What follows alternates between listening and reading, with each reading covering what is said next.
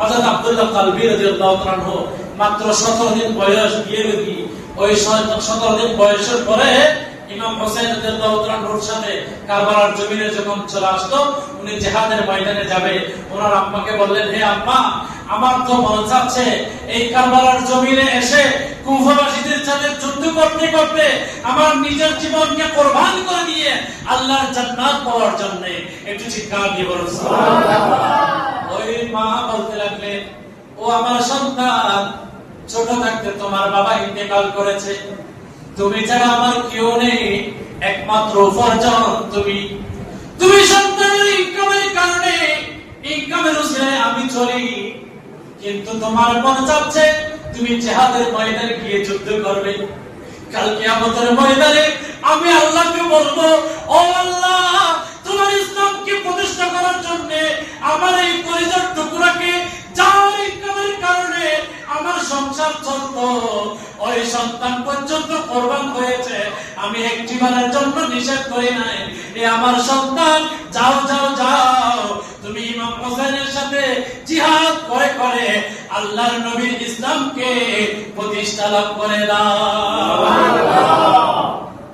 এই কথা যখন বললেন, ইমাম হোসেনের এই সাথী এই কথা যখন বললেন, ওই 17 দিন মাত্র ওই ব্যক্তি বলতে লাগলো, যাকে আমি বিবাহ করেছি তাকে তো কোনো তেমন একটা খাবার দিতে পারি নাই, কোনো ধন সম্পদ দিতে পারি নাই, আমি যে সেই জিহাদের ময়দানে যাব, আমি কি আবার জীবিত আসবো নাকি ইন্তেকাল করব, আমি তো সেটাও জানি না, তবে আমার স্ত্রীর কাছে গিয়ে স্ত্রী থেকে আমি একটা অনুমতি নিব, তার থেকে বিদায় নিব। এই কথা বলে স্ত্রীর কাছে যাওয়ার আগে মাকে বললেন, এ মা, আপনি আমাকে একটু বিদায় দেন।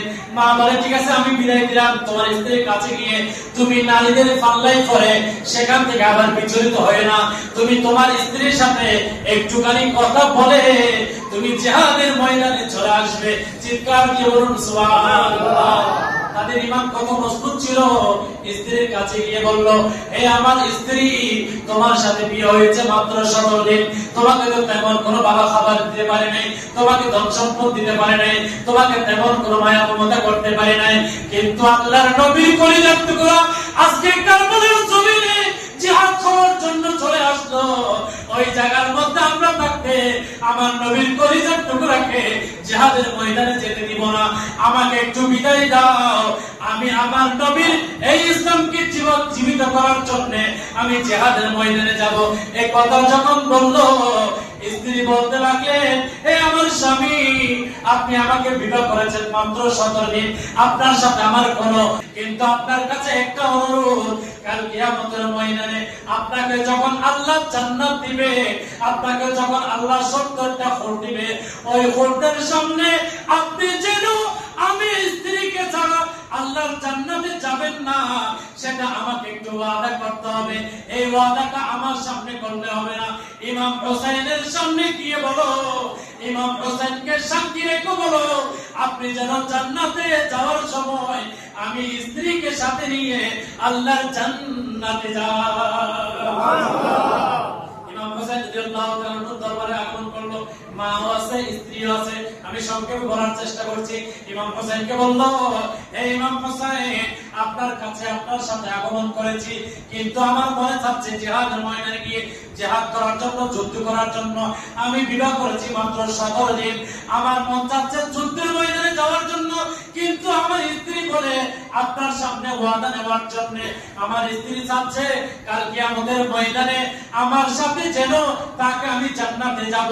এই কথা বলে ইমাম হোসেনকে ওয়াদা রেখে বললেন, এই স্ত্রী শুনো শুনো, আমি জিহাদের ময়দানে যাচ্ছি, আমি কুফাবাসীদের সাথে জিহাদ করব, তুমি আমার সাথে এতদিন ছিল, আমার ইন্তেকালের পরে নবী পরিবারের খেদমত করবে, ইমাম হোসেনের সাথে থাকবে, তার সেবা যত্ন করবে যতদিন বাঁচো, এরপরে কাল কিয়ামতের ময়দানে তোমাকে ছাড়া আমি আল্লাহর জান্নাতে যাব না। চিৎকার দিয়ে বলুন সুবহানাল্লাহ।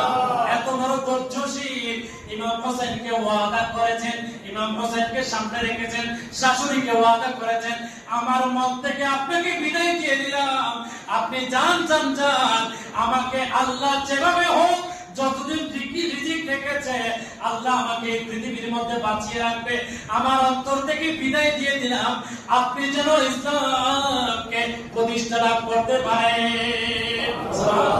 ইমাম হোসেনের সামনে ওয়াদা করেছেন। ইমাম হোসেন সর্বদিকে জিহাদের ময়দানে যাওয়ার জন্য হযরত আব্দুল্লাহ কালবি রাদিয়াল্লাহু তাআলা আনহু উনি জিহাদের ময়দানে জিহাদ করতে করতে অনেকগুলো কুফাবাসীকে জাহান্নামে পাঠিয়ে শেষ পর্যন্ত উনিও শাহাদাত বরণ করেছেন।